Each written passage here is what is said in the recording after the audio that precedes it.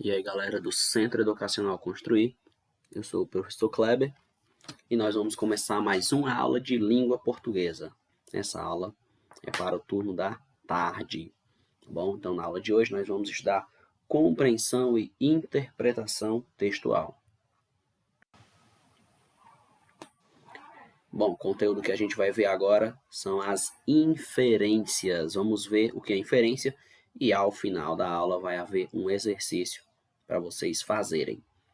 Então vamos começando aí com a conceituação. Vamos ver o que é inferência. O ato de inferir é ir além daquilo que o texto apresenta. Inferir é interpretar de forma lógica e objetiva, buscando informações que complementam a leitura. Para se compreender um texto, é preciso fazer inferências, ou seja, é preciso que o leitor complete o texto com informações que não estão explícitas nele. Inferências vão além de quando o autor estabelece ligações entre as palavras e interpreta o texto. Ocorrem também quando o leitor busca fora do texto informações e conhecimentos adquiridos pela sua experiência de vida, com os quais preenche os vazios textuais. Então, a inferência pode ser aquilo que o autor não disse explicitamente, certo? Mas ele deixou a entender, certo? De acordo com o seu conhecimento de mundo, você pode interpretar que o autor quis dizer tal coisa. Para facilitar o entendimento, vamos ao exemplo. Leia a tirinha abaixo. Então, nós temos essa tirinha da Mafalda, né? O garoto chega na casa dela e diz: "Oi!" E ela diz: "Psiu, fala baixo, tem um doente em casa." E o garoto diz: "Seu pai está doente?" E ela diz: "Não." E o garoto responde: "Então é sua mãe?" E ela diz: "Também não." Então ela senta e fica observando aí o globo, né, o planeta Terra, né, no globo que ela tem, deitado na cama. Então, nesse caso aí, ó, após uma leitura, né, e o garoto fica olhando espantado, né? E ela fica olhando, né, prestando atenção como se estivesse com pena, com dó. Então, e preocupada, né? Então, após uma leitura atenta de todos os quadrinhos, perceberam que a resposta de Mafalda não foi construída por palavras, né? Porque o último quadrinho ele tá não tem fala, não tem balões no último quadrinho, né? Só a imagem, né? Só a linguagem não verbal. Então, o último quadrinho é formado por uma imagem que deve ser interpretada. Então, você vai interpretar aquilo que a Mafalda não disse. O objetivo da interpretação não é simplesmente descrever os fatos, mas acrescentar sentido a eles. Então, como que você iria preencher o último quadrinho, já que não tem fala no último quadrinho? Então, você ia entender o quê? Que a Mafalda, na sua história em quadrinho, essa história está passando a mensagem de que o planeta está doente, né? De que ela está preocupada com o planeta, pode ser com as causas climáticas, com o desmatamento, certo? Com a extinção dos animais, com a poluição das águas, certo? Queimadas nas florestas, pode ser por conta da pandemia, do coronavírus. Então, você pode ter algumas interpretações, algumas inferências. O fato é, você sabe, você associa aí que o planeta está doente, mas não precisou ela falar nada, porque só o fato de o planeta estar aí, ó, o globo, né, ela está deitada na cama com o travesseiro, e lá no início do texto ela diz que tem um doente em casa, então você consegue compreender o que a Mafalda quis dizer, tá bom? Então o texto aí serve para a gente fazer uma reflexão, tá bom? Esse é o objetivo do texto, fazer com que a gente reflita sobre as nossas atitudes perante o meio ambiente, perante o planeta Terra.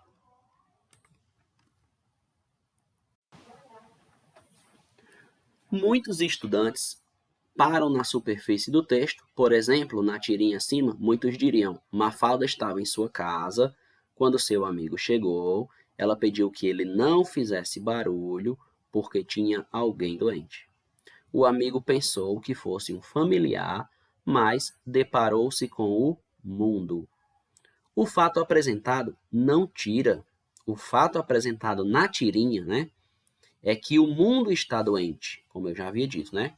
Por isso, precisa de cuidados. Então, isso é possível? Literalmente, não, né, pessoal? Entretanto, é possível inferir, você precisa entender, né? Ou seja, você precisa interpretar, deduzir que o objetivo daquela historinha em quadrinho, da tira, é chamar a atenção das pessoas para a doença do mundo, tá bom? Doença essa que poderia ser interpretada de várias formas, como eu acabei de falar, né? Que essa doença pode ser interpretada como coronavírus, né? A pandemia, ou desmatamento, poluição, efeito estufa, aquecimento global, né? O mundo tem muitos problemas. Em resumo, um texto só terá sentido para o leitor que for capaz de estabelecer as relações entre as suas partes, ou seja, entre as palavras, frases, parágrafos, né? A relação entre o texto e o título, né? E entre o texto e a ilustração, que é o desenho. E isto explica, né?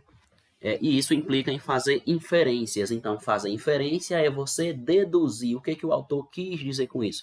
O que o texto não foi explícito, não foi claro, né? Não disse ele com todas as letras, mas dá a entender. Certo? A que conclusões a gente pode chegar? Que interpretações nós podemos fazer? Então, isso é inferir.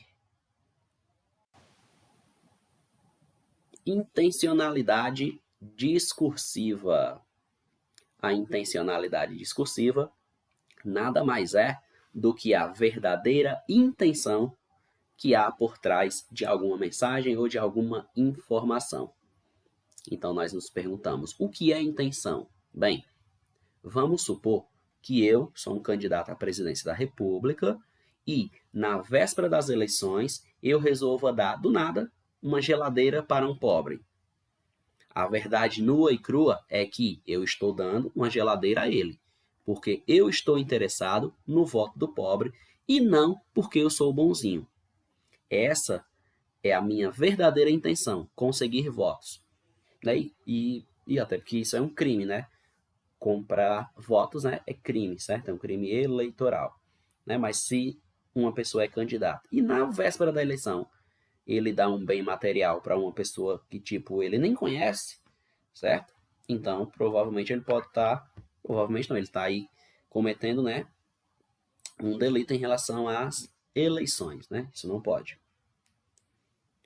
Às vezes, é comum nos depararmos com um determinado texto ou uma informação que diz uma coisa, porém, lá no fundo, o seu objetivo é dizer outra. A verdadeira mensagem é a intencionalidade discursiva de seu autor.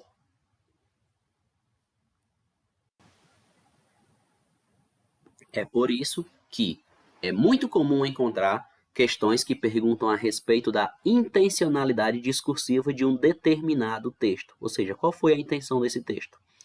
Essa é a natureza da interpretação, que é a nossa aula hoje, né? Uma aula de interpretação de texto. Isso é bastante explorado no universo publicitário. Às vezes, as propagandas aparentemente transmitem uma mensagem, mas lá no fundo estão dizendo outra coisa. A propaganda é a arte de se vender ideias e não propriamente produtos. Então, fiquem atentos, né? Quando vocês estiverem assistindo televisão, nas propagandas, como elas procuram ser criativas para transmitir a mensagem e para vender aquela ideia.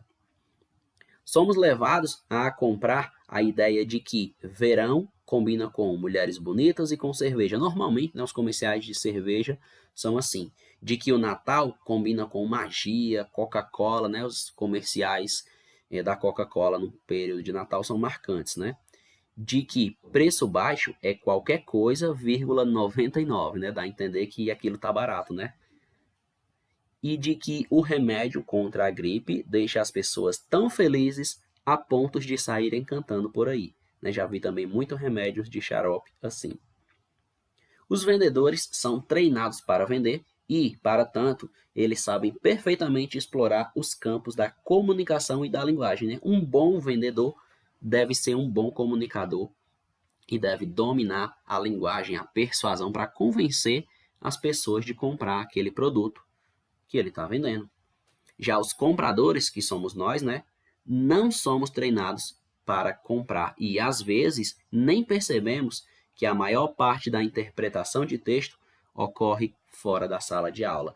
Ora, o que eu estou dizendo é que a interpretação acontece no dia a dia, certo? É você observar as coisas que acontecem ao seu redor, tá bom? A interpretação textual não é só você ler um texto, não.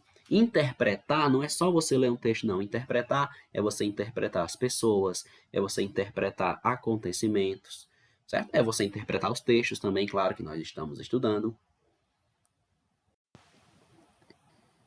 Nós temos aqui uma questão do Enem de 2018 que diz assim, ó, mais Big do que Bang.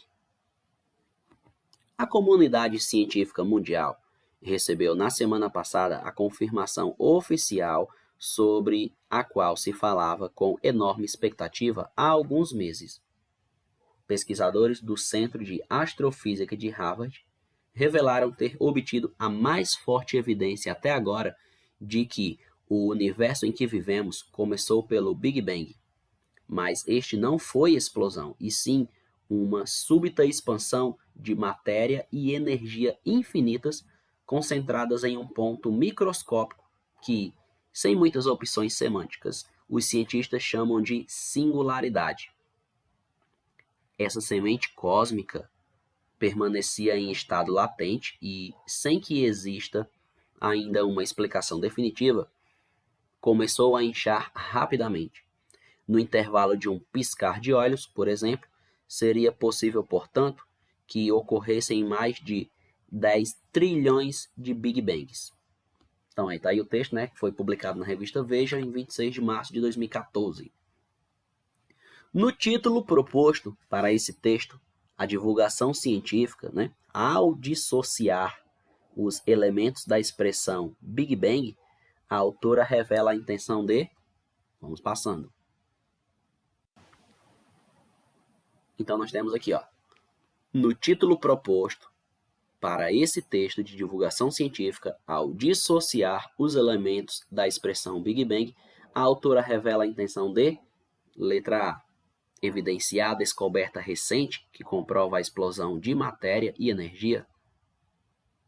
Letra B, resumir os resultados de uma pesquisa que trouxe evidências para a teoria do Big Bang. Letra C, sintetizar a ideia de que a teoria da expansão da matéria e energia substitui a teoria da explosão. Letra D, destacar a experiência que confirma uma investigação anterior sobre a teoria de matéria e energia.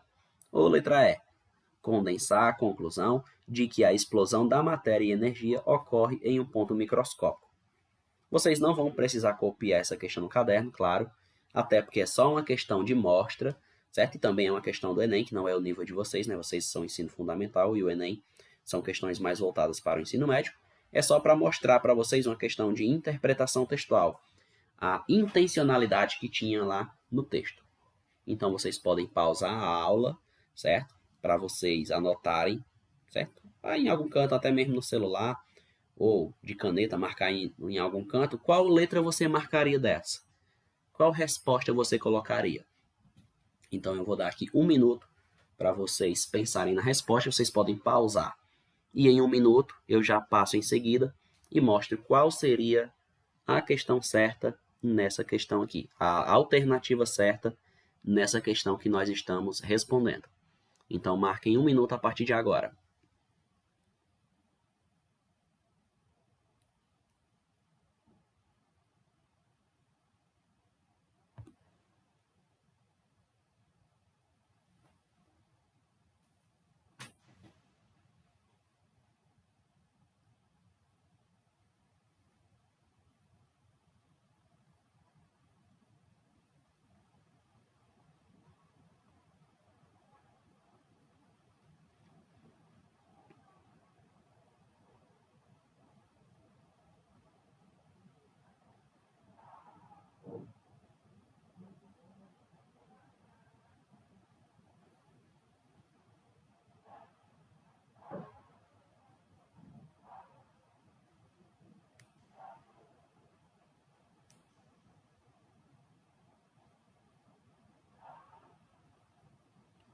Bom, então agora quem ainda não respondeu, né, pause a aula, senão você vai acabar vendo a resposta primeiro, né, do que você fez, porque eu vou responder agora, tá bom? Então, para não dar spoiler, né, você pode pausar, responder e em seguida você dá play no vídeo, né, para descobrir qual seria a resposta correta. Então, vamos lá, vamos ver. A resposta correta seria a letra C. Ó. A pergunta lá diz assim, ó, no título proposto para esse texto de divulgação científica, ao dissociar os elementos da expressão Big Bang, né, porque ele diz mais Big do que Bang, né, a autora revela a intenção de sintetizar a ideia de que a teoria da expansão de matéria e energia substitui a teoria da explosão. Então, se você marcou a letra C, então essa foi a correta, parabéns, você acertou. Então, vamos dar continuidade aqui na nossa aula. Intertextualidade discursiva. A intertextualidade é um importante elemento para a compreensão textual. Ela pode ocorrer em diversos tipos de texto, de maneira explícita ou implícita.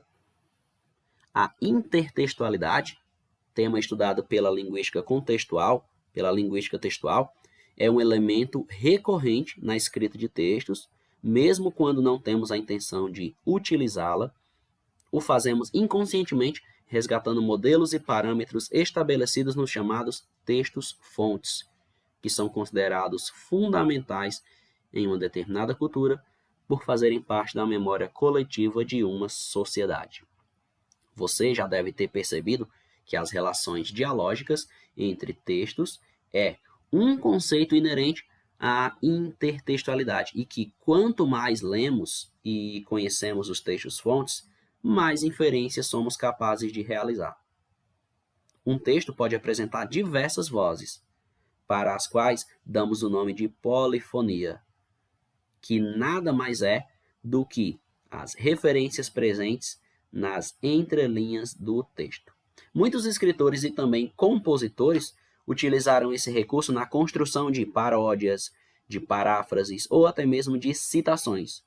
Como é um conceito amplo e passivo de classificações, a intertextualidade pode ser classificada em dois tipos principais: intertextualidade explícita e intertextualidade implícita. Resumindo para vocês, intertextualidade, galera, é um texto que faz referência a outro texto, tá bom?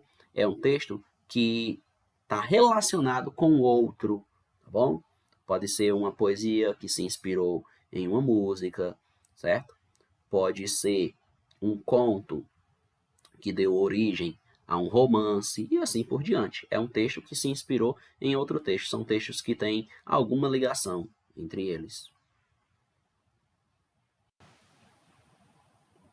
Na intertextualidade explícita, ocorre a citação da fonte.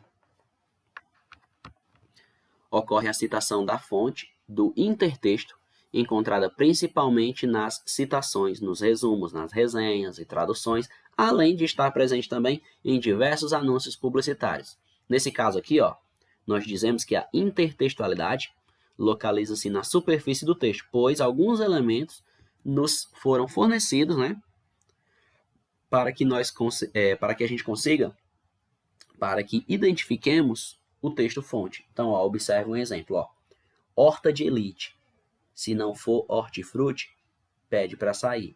Então, aqui fica claro, fica evidente que essa propaganda, que esse anúncio publicitário está fazendo referência, né, ao filme Tropa de Elite, que é um filme nacional, filme brasileiro muito famoso, né, ficou muito conhecido.